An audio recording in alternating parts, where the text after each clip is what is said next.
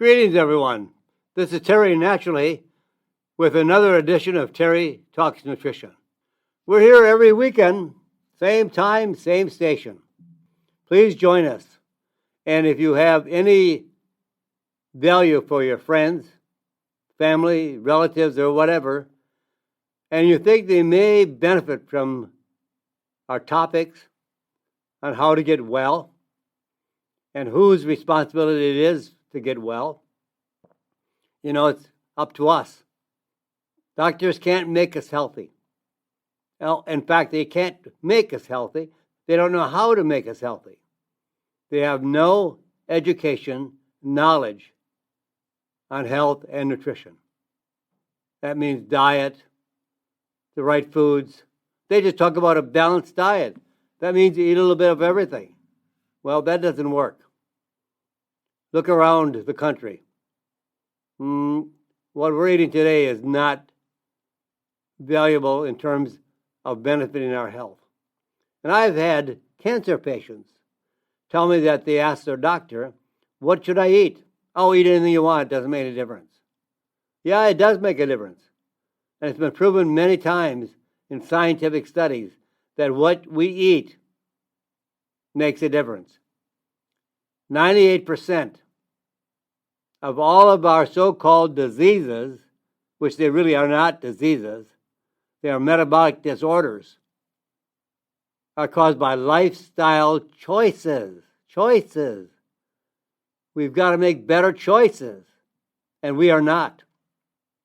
50% of the American population, including the black community, the community of Hispanics, and the white community, we are all subject to obesity unless you make some better choices.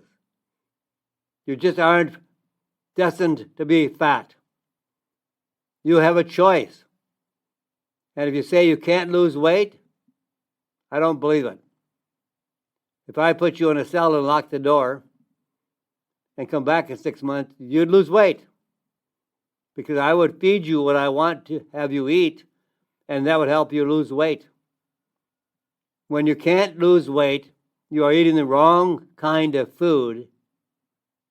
And most people think by eating less of the wrong kind of food, you're going to lose weight. No, you can't. You're just eating the wrong food, the wrong diet, and you've got to change. You may not want to. You may fight it all the way to the table because you don't want to change, and that's why you can't lose weight. You don't want to make the effort. You don't want to sacrifice. You don't want to make change.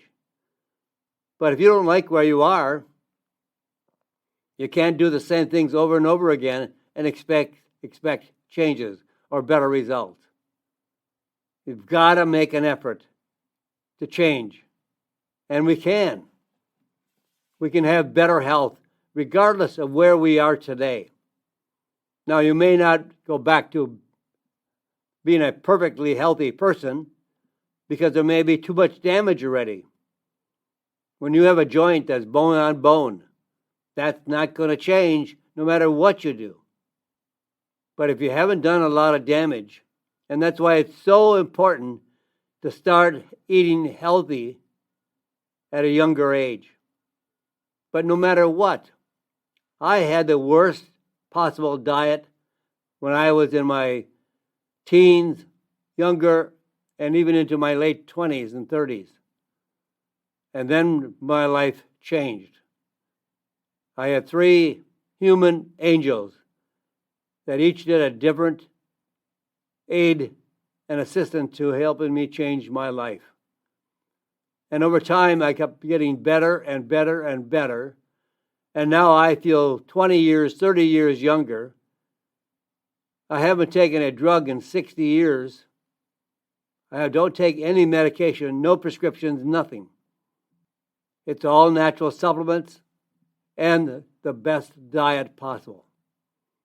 Very little carbohydrates, no sugar, high quality protein, up to 125 to 150 grams a day of animal protein, not plant protein, animal protein and high quality oils.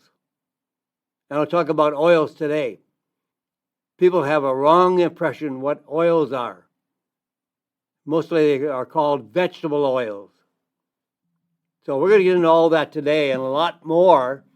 But tell your friends, we're here to help them. We're not going to make decisions for you. We're just going to lay it out on the table, what we have to share with you.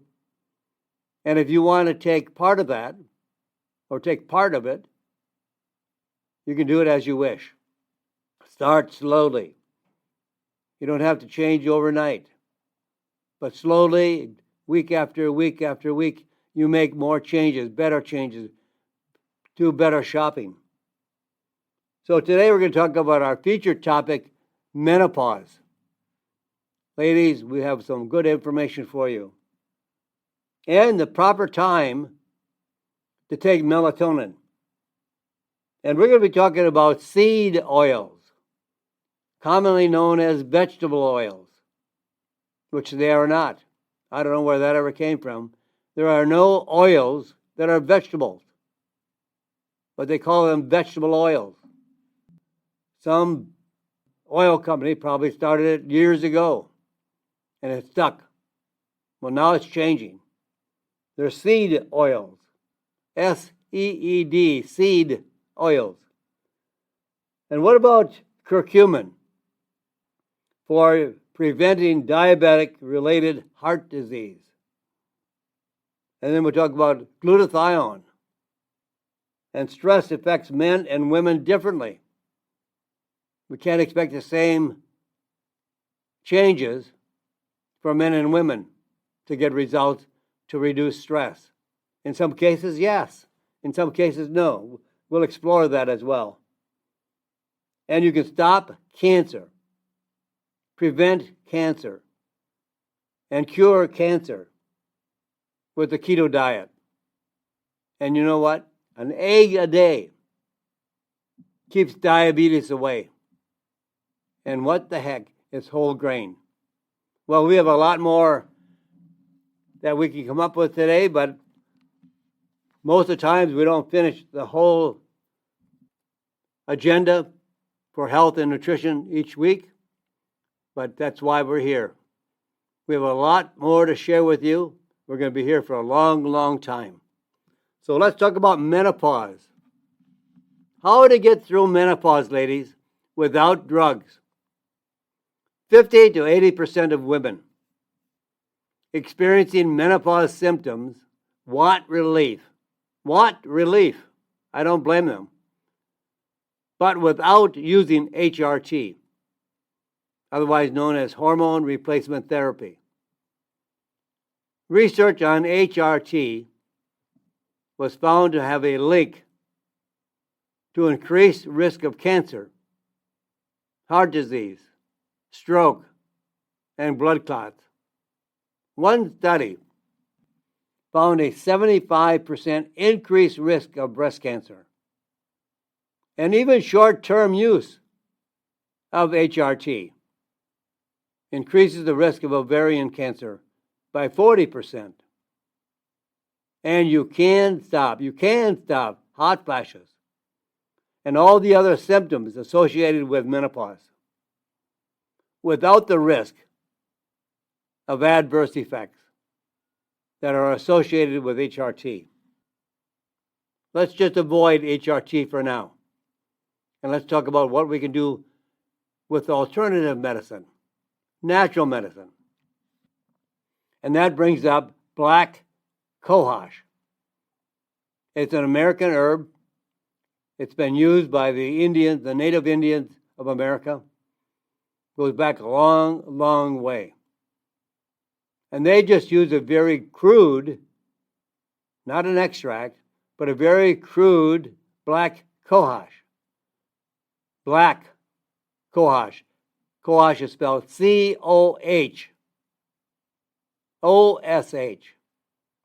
And it's very safe and effective to stop the symptoms associated with menopause.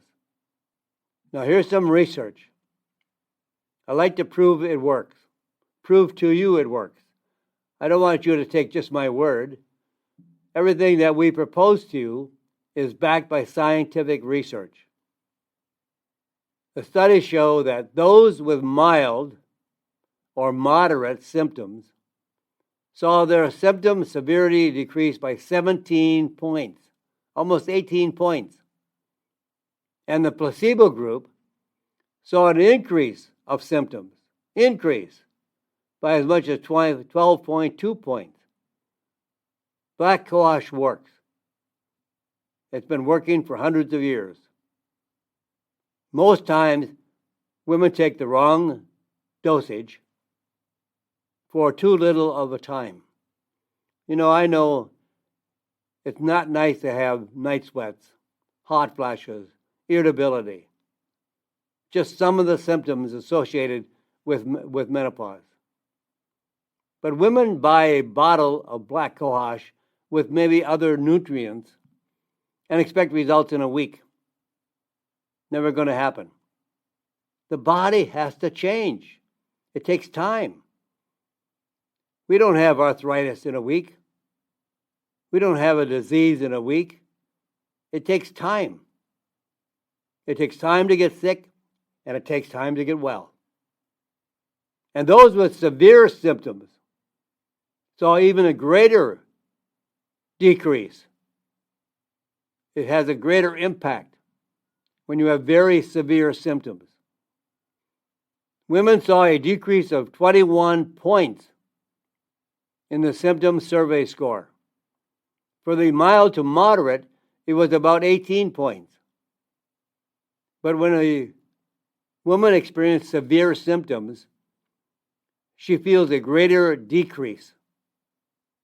And overall, the total reduction in symptom severity was 69%. Now, here's what we've learned over the years on black cohosh. We study, we research, we dive into it to make sure that we know what we speak of. There are a lot of companies that don't understand herbal medicines. And they sell a 500 milligram capsule of black cohosh.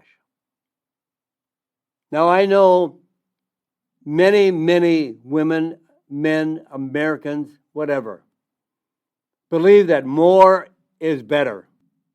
Absolutely not. More is not better. Just right is better. So many companies produce a 500 milligram capsule of black cohosh. 500 milligrams. The best dosage based on scientific studies in Europe, where they actually sell these as medicines, and they've been approved as medicines by the governments. 13 milligrams of black cohosh was the most effective dosage that lowered the severity of menopause by 69%, and only 7% in the placebo group. Why does 13 milligrams works better than 500? Because that's all it takes to make a difference in the metabolic function of the woman's body. And when you take 500, it's too much. It doesn't work. But I know when you go into a store and a clerk may be helping you that knows nothing about nutrition, but they're there just to help you. So you see a 13 milligram capsule. That's 13 milligrams. And the clerk says, oh, I have a 500 milligram. That might be hundreds of times better. No, it's not better. They think it is better because that's more. We all want more, don't we? We want more love. We want more money. We want more vacations. We want more sex. We all want more. But more is not better. What is better is the right dosage, the right amount of the herb. And it's been proven over and over and over again that 13 milligrams of a black cohosh extract works, lowers the symptoms the night flashes, night sweats, hot flashes, irritability, all these conditions, 69% lower in women that are taking the 13 milligrams. Hundreds of years ago, in the old textbooks of doctors 100, 150, 200 years ago, the American Indians were using a very crude black cohosh, not standardized, not an extract. And they were using only 40 milligrams daily. Now the 13 milligrams is an extract, so you can take less. You don't need a very, very high dosage to get the result in menopause. High dose is not necessary. These are scientific studies that have found 13 milligrams daily effectively relieves hot flashes and other symptoms of menopause. I think many clerks, wherever they are, working in stores that sell black cohosh or online, when you see 13 milligrams, oh, but I just saw 500 milligrams. That's got to be better. It is not better. I can promise you, the studies have proven it. Less is better. Less is just right, not more. You can overwhelm the body and then it doesn't get results. So you can also support the use of black cohosh by combining it with rhodiola. Rhodiola is a herb found commonly in the Himalayas, Russia, and other countries in that region.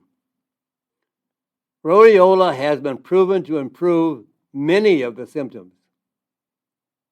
In addition to relieving hot flashes, women may experience in menopause fatigue, anxiety, irritability, stress. But now the combination of black cohosh and rhodiola. Rhodiola is spelled R-H-O-D-I-O-L-A, rhodiola, and black cohosh together. And here's a study that is a combination of the two, black cohosh and rhodiola.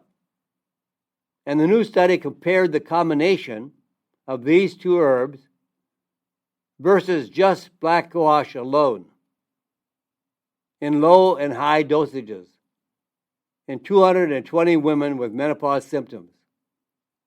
The result of this study, after 12 weeks, did I say 12 weeks?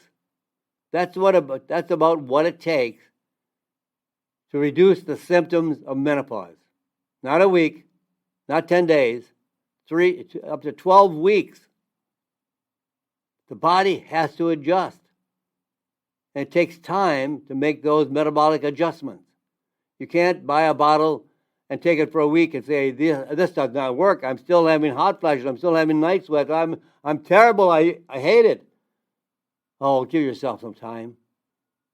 The body has to make some changes. Takes 12 weeks, 3 months. The combination of the black cohosh and rhodiola after 12 weeks reduced the menopausal symptoms about 35% more than black cohosh alone. Black cohosh alone was 69%, 13 milligrams. But now with the rhodiola, another 35% reduction in symptoms. And this combination was especially effective at improving the quality of life symptoms, including mood, irritability, and libido. So how do you use black cohosh and rhodiola for menopause? Do not use soy.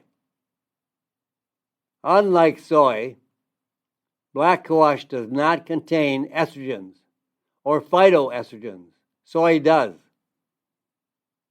Soy contains estrogen-like compounds and phytoestrogens.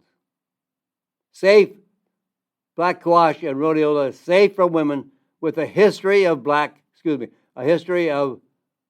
breast cancer.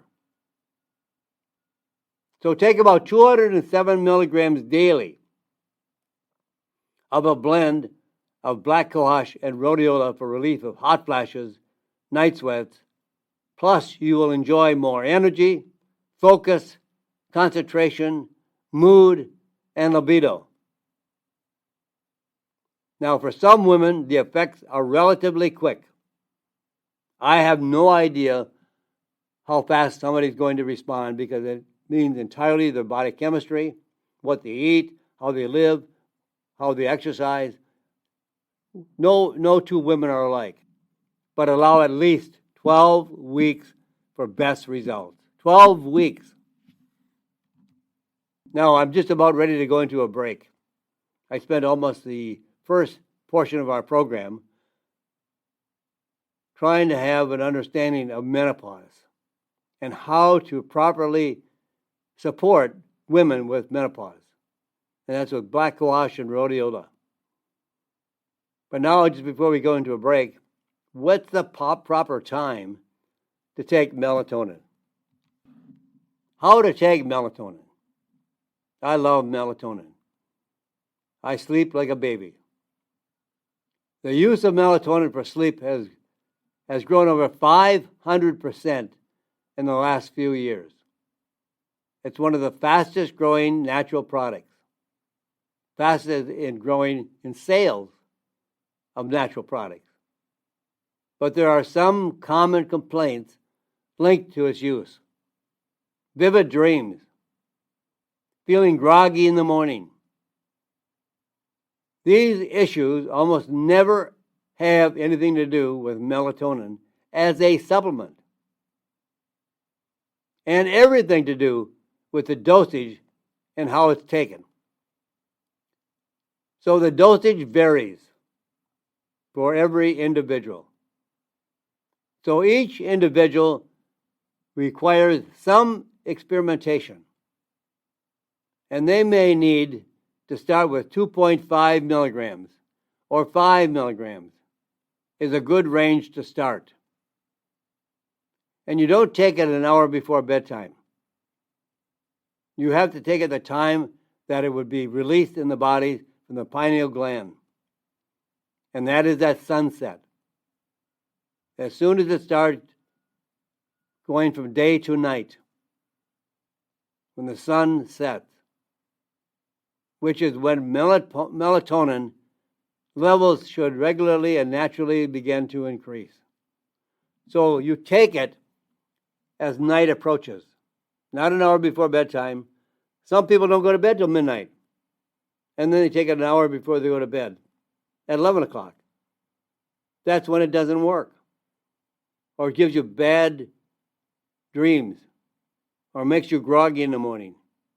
You take it too late. The earlier in the night is better. It's going to work when you go to bed, because now you set the stage for it to work at sunset. Don't take it before you go to bed.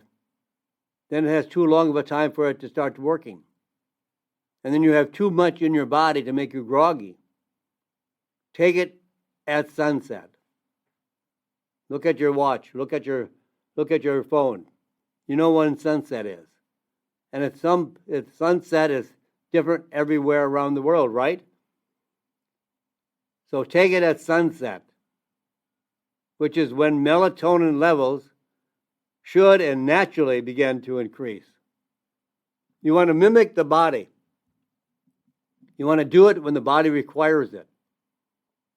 And the body does not require it an hour before you go to bed. That's the wrong time to take a sleep melatonin. And melatonin can be used throughout the day. It's not going to put you to sleep. And melatonin can be used for every unhealthy condition imaginable.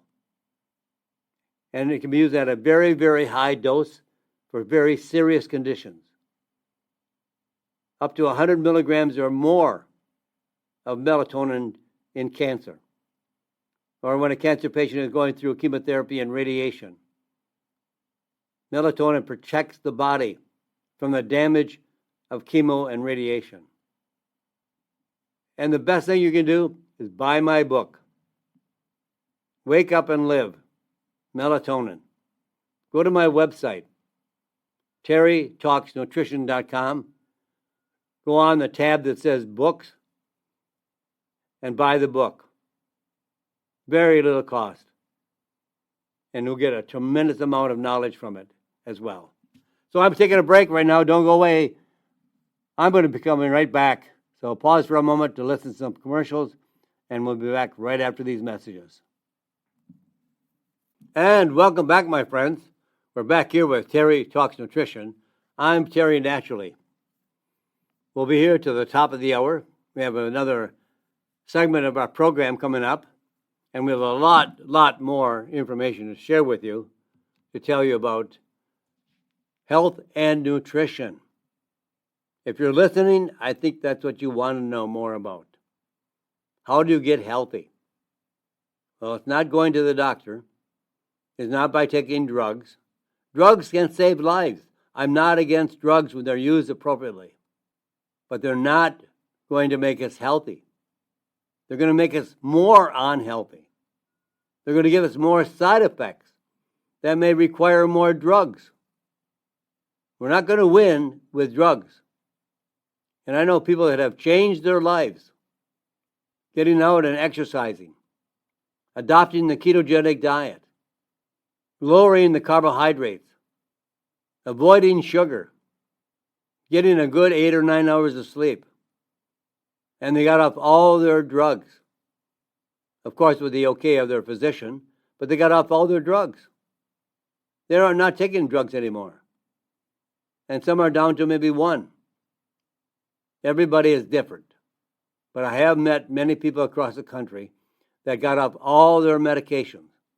And the average number of prescriptions per person is 5 to 6. People are drugged. Get off the drug. Stay off. If you can, talk to your physician. But once you get healthy and your blood pressure becomes normal, you no longer have type 2 diabetes. Your arthritis is 50%, 80% better. You can feel like a new person. So for this portion of the program, let's talk about seed oil. S-E-E-D, seed oil. And I would say, don't ever use seed oil. Say no to using seed oil. No seed oil for me. Not even flaxseed oil. Why? There's a big difference between saturated fat and polyunsaturated fat. Polyunsaturated means it's really unsaturated. It has many open bonds in the oil or the fat. So they become very rancid very quickly. And they go through a tremendous amount of processing to produce seed oil, like safflower seed oil, soybean oil, corn oil, sunflower seed oil. So how do they make these oils? Well, first they take the seeds and they boil them up to 400 degrees. Why? Because that opens up all the fibers of the seed. It's all based on economics. It's based on money. The more oil you capture from the seeds, the better price you can offer and the more money you can make. If you did it with an old stone mill, you wouldn't get very much oil. But it's a better process, a better mechanism of action to extract the oil.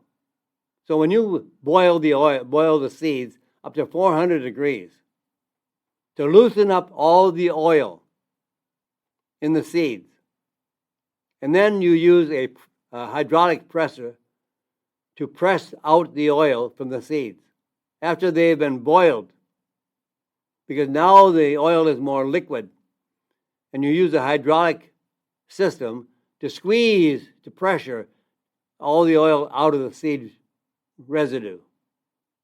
And now that oil is very rancid. It's gone through a boiling pressure, and the pressure is up to 300 degrees.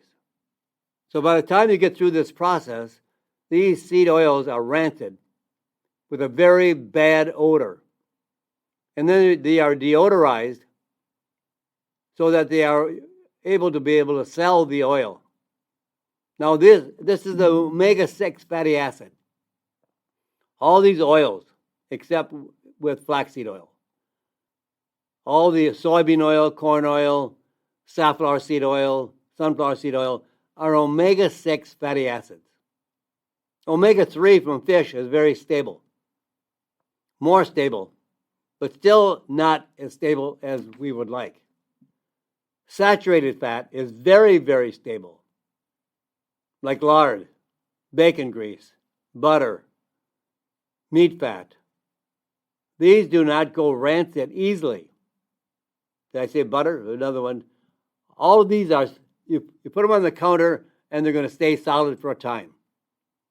When you buy vegetable oils, now known as seed oils, because that's really what they are, they're liquid. So these oils, these seed oils, have a lot of open bonds. They're polyunsaturated, so that means they have many, poly means many, they have many open bonds that can cause the oils to go rancid very easily. Now, omega-6 is one of the most common foods to influence cancer, to cause cancer, cause inflammation, cause sickness. If you have a saturated, and I know, I hear it all the time, doctors, medical experts, the government are all against saturated fats. There's nothing wrong with saturated fats. In fact, our heart needs some saturated fat. The best oils are omega-9 fatty acids. They're the oleic acids, olive oil, avocado oil, macadamia nut oil, pecan oil. Now, olive oil has just one open bond. It is one step away from being saturated, but it's still in a liquid form. So it's the most stable of all oils. It does not go rancid very easily. And it's even more effective because it contains a large quantity of polyphenols. Avocado oil is omega-9, olive oil is omega-9, macadamia nut is omega-9, pecan oil is omega-9, but avocado, macadamia, and pecan oil does not do what olive oil does, because olive oil contains polyphenols. The other three oils do not contain the polyphenols. So if you want the best oil in the world, extra virgin olive oil, you can't beat it. I truly don't feel it's a food, it's a medicine. One of the most powerful medicines available. Mary Flynn, Dr. Mary Flynn, professor at Boston University, has studied olive oil for 30 years, 3 decades. And one of her statements was, olive oil can cure, reverse, prevent every known disease to man. No other food can do that. No other food has the ability to do that. Olive oil is an unbelievable healthy medicine. I do a shot or two every day. I never miss in the morning. Sometimes I miss at night when I'm busy, but I do 1 or 2 shot glasses full of olive oil every day. The best thing for your heart, for your entire body. And reduces inflammation, reduces pain. All the other oils don't do that as well. They're good oils because they're omega-9, oleic acid, but they don't have the polyphenols. And when you take olive oil and you swallow it, if it's a high polyphenol oil, it's going to leave a bite in the back of your throat. You're going to cough, or it's going to be like a little stinging of the oil. Some people used to say that's because it's rancid. No, it's not rancid. Olive oil is the most stable oil of all oils. It does not go rancid. And leave it on your countertop. You don't refrigerate it, because it has so many polyphenols in it, it protects it from going rancid. But you might get a little bite in the back of your throat, or a little stinging, or a little peppery taste. That's the polyphenols in olive oil. The other oils I mentioned do not contain, even though that they're an omega-9 fatty acid, they don't contain the polyphenols. So do not use seed oils. They've been too highly processed.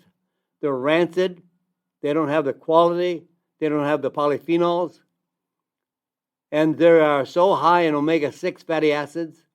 Realistically, we need 1 part omega-6 to 1 part omega-3. That is a good ratio, a good balance to maintain health. But because the seed oils are so inexpensive compared to like olive oil or any other fat, so the manufacturers use corn oil, soybean oil, because they're plentiful. Tons of soybeans are growing. Tons of corn is growing. So they extract these oils from the corn and from the soybean oil. And they're cheap, very, very high in omega-6. So I've seen research by top experts in the field, and they say we are getting 20 to 30 times omega-6 than omega-3. And they should be a ratio of 1 to 1. Maybe 2 parts of omega-6 to omega-3, but no more than that. But today, in this food manufacturing in a laboratory, not grown by nature, they add omega-6, they add corn oil, they add soybean oil, they add sunflower seed oil. And these oils are very unhealthy. And they are rancid. They've gone through such a processing, they have to deodorize them. Otherwise, you would gag trying to get them down. They're so vile. It's a manufacturing process to get more oil, to get more money. All olive oil is mechanically expressed or still stone pressed. Very, very expensive process. And you can get very good olive oil to improve the quality of your health. Curcumin. We have talked about curcumin for many, many, many years. And we know it has the ability to support 20 different disease conditions. 20. You're getting a big return on your investment when you buy curcumin. Curcumin does what the Indians say, it's the all-in-one solution. It does everything. And it does, literally. There are 25,000 studies on curcumin just in the last 5 years. Most of them coming, I should say, in the last 5 years. And it affects every known condition. And now we're talking about using curcumin for preventing diabetes-related heart disease. Yes, that means curcumin is great for your heart. And here's a study to prove it. 228 patients that were at least 35 years of age who had all been diagnosed with type 2 diabetes the previous year and were now being treated with a placebo, some, and the other group was treated with curcumin, standardized curcumin, at 750 milligrams of curcuminoids daily for 1 year. While the placebo group, you know that always means a fake pill. Placebo is a fake pill. It's inactive, inert. When the placebo group saw increases in the following measurements, the curcumin group saw significant decreases. So by taking curcumin, the group that was taking curcumin during the study, they saw significant decreases in many different areas of concern. And the placebo group continued to see increases in the measurements. So curcumin decreases inflammation. One of the best anti-inflammatory of all natural medicines. It rivals steroid drugs, works more effectively than arthritis drugs, like Celebrex. And it lowers the C-reactive protein. That's a biomarker that doctors can check to see if you are having a high level of inflammation or a low level. And some of these patients in the study that had a high level of inflammation, after taking curcumin, the inflammation dropped drastically. The C-reactive protein indicated that the inflammation was going down significantly. The curcumin group also saw a lower level of A1C, levels that were 7, 8, 10, and even higher, came down to 5.5 or 6. Their glucose blood sugar levels came down. The triglycerides to the HDL. Triglycerides is a type of fat that's made from carbohydrates. That's why I want you to avoid carbohydrates.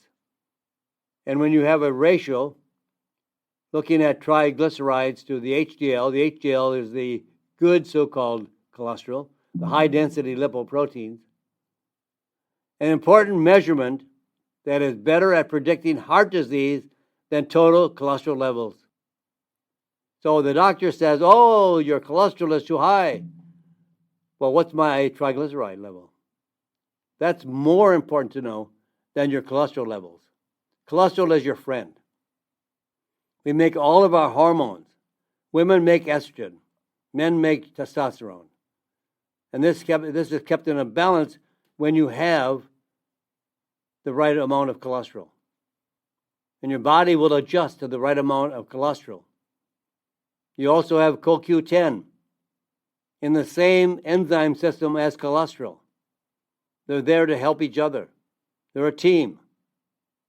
And when you lower cholesterol, you lower CoQ10, which is one of the most protective nutrients for heart health.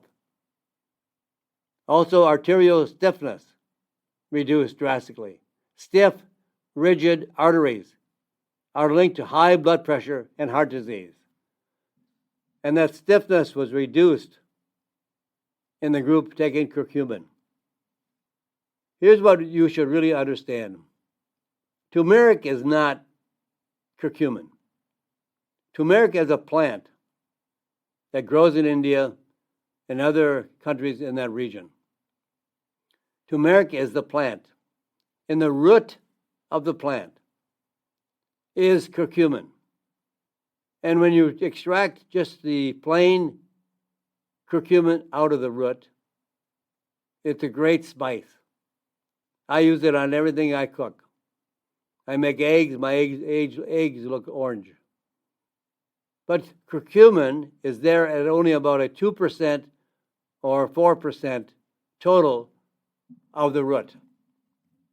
And in order for it to be a medicine, it is concentrated up to 95% pure curcumin, containing 3 curcuminoids. Curcumin is the main curcuminoid. So turmeric is the spice. It's not going to ever get you what you want, the health you want, as you would with curcumin. And turmeric gummies, they have no value. I have seen curcumin at 750 milligram dosage of curcumin, containing 500 milligrams of curcuminoids, and turmeric gummies contain about 16 milligrams. Well, curcumin is about 500 times stronger, and this is the case when you want something stronger. As I said in my opening on black quash, you don't want more. Curcumin, you want more. But still, you don't want too much more. Everything has a limit. Everything has a tolerable limit, and you don't want to go too high in curcumin. If you took 750 milligram soft gel capsule, 2 to 4 a day, if you had cancer or diabetes or any other disease, would be a good dosage. If you are in a relatively healthy stage, maybe just 1 a day. And then by combining curcumin with turmeric essential oils is a safe and effective way to ensure absorption, bioavailability, stability, all the things that we need to make sure that it stays as the natural medicine throughout the body. But then again, curcumin can be combined with other anti-cancer ingredients such as grapeseed extract, one of my favorites, 2 times stronger than curcumin in antioxidants and inflammation, or as well as boswellia. Grapeseed extract and boswellia can also be combined with curcumin as a very powerful anti-cancer agent. And the dosage, up to 750 milligrams of the enhanced with turmeric essential oils, increases absorption, and you can do this daily or multiple times daily. And in some cases may increase up to 1,500 to 2,000 milligrams daily. All depends on the individual and what they're trying to obtain through the results of using curcumin. You know, stress affects women, well, men too, but totally different. Women, pay attention to your stress levels. They need more attention to reducing stress, because new studies find that stress might impact women's heart more than men. For 10 years, researchers followed more than 70,000 people. They found that having depression or anxiety increased the risk of developing high blood pressure or diabetes by 55%. The connection between anxiety and heart disease was strongest amongst the women under age 50.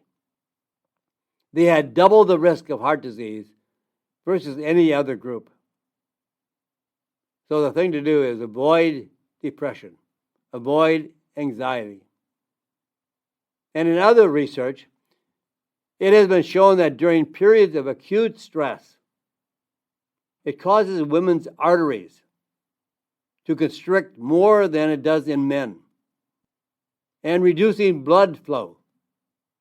While men get larger blockages in major arteries, women tend to develop smaller blockages throughout their blood vessels, which are harder to find and treat. Women are more harmed by depression and anxiety, and they have a different structure that causes more increased risk of heart disease, high blood pressure, and circulation. Now, there are things we can do to help reduce stress. We're not improving the heart today in this research study. We're reducing the stress that causes heart disease. So adaptogens. What are adaptogens? Well, they are herbal medicines that aid in resisting the negative effects of stress on the body. They bring back stress hormones into balance in the body. And 3 of my favorite stress-relieving products are ashwagandha, commonly known as Indian ginseng. Been used in ginseng for 5,000 years. Ashwagandha, very powerful. It's so unique that you can take it to reduce stress, and you can take it to sleep at night. Now that's pretty awesome. That's what adaptogens are. They're very, very safe. They have no side effects. They build a resistance in the body to stress. They aid the body in sleep. They just work in every facet of the body's metabolic function in a way that increases health. Now, another one is Greek mountain tea. It's not a tea unless you buy a tea, but you can also buy green tea, right? Black tea, but you can also put them in a capsule. So now I see that Greek mountain tea can be bought in health food stores or wherever as a capsule form. It also can be bought as Greek mountain tea with bacopa, and all for reducing stress and also for increasing mental capacity of the body. How to think better, how to learn better skills, how to retain better skills, how to retain memory, so on. And red ginseng, what a powerhouse. If you're experiencing fibromyalgia, chronic fatigue, chronic pain, red ginseng, very, very effective for reducing that as well. So that, my friends, I'm all out of time. I've got to run. So say a prayer for this crazy, crazy world. God bless you, my friends. Do something this week to get healthier. And God bless this great country. Thank you for listening to Terry Talks Nutrition Weekly Show. Don't forget to subscribe and leave a review on your favorite podcast platform, including Apple, Google, and iHeartRadio.